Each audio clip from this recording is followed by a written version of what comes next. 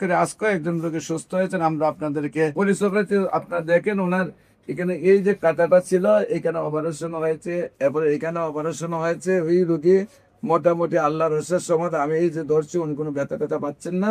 বিশেষ করে আপনি কি ব্যথা পাচ্ছেন না? আল্লাহর রসের সম্মতে আপনি কি এখন সম্পূর্ণ সুস্থ?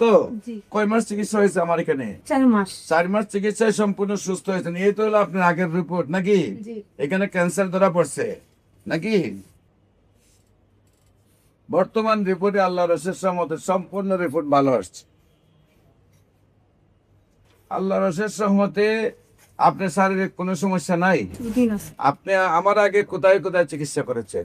আপনার আগে আমি আর কোথাও যাওয়া হয় নাই। আমাকে ইমো থেরাপি দিতে বলছিল, আমি সেখানে যাইনি। যেন আমার ছোট একটা বাচ্চা আছে, তারা আমাকে বলছিল আমার বাচ্চা থেকে 1 মাস দূরে থাকতে হইব। আমি এই ভয়ে আমি ইমো দিতে যাইনি। আমি মোবাইলের সন্ধান আপনার এই আপনার কেমোথেরাপি দিতে বলছিল কোন হাসপাতালে?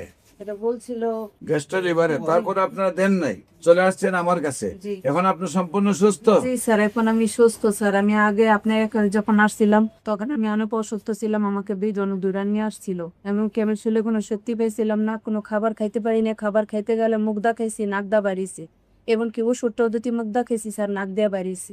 এখন আল্লাহ দিলে আমি অনেক সুস্থ স্যার। আপনার খাবার মুখিতে ঢুকাইলে নাকিতে বের হয়ে গেছে। আমাদের ওষুধও খাইতে গেলে মুখিতে ঢুকাইছেন, নাকিতে বের হয়েছে। এই আপনাকে দুইজনে দৌড়ে দৌড়ে নিয়ে আসছে। এই অবস্থায় আপনার চিকিৎসা হয়েছে, আল্লাহর রহমতে আপনি সুস্থ হয়েছেন। আপনি আল্লাহর কাছে শুকরিয়া আদায় করেন নাই?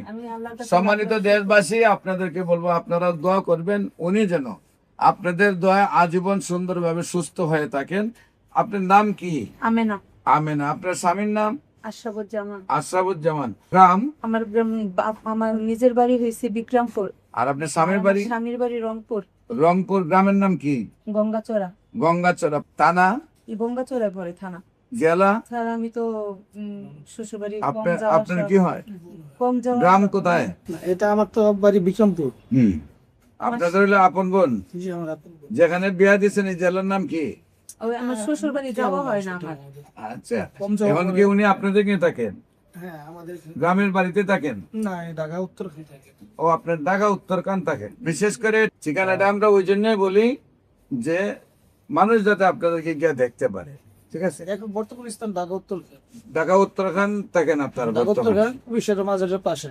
সম্মানিত দেশবাসী, বিশেষ করে আমরা যে সকল রোগী সুস্থ হয় তাদের নাম ঠিকানা সম্পূর্ণ আমরা প্রকাশ করি, কিন্তু উনি হলেন উত্তরখান থাকেন এবং গ্রামের বাড়িতে বহুদিন যে না যোগাযোগ থাকাতে ওনার স্বামীর বাড়ি গ্রামের নামটা বলতে পারছেন।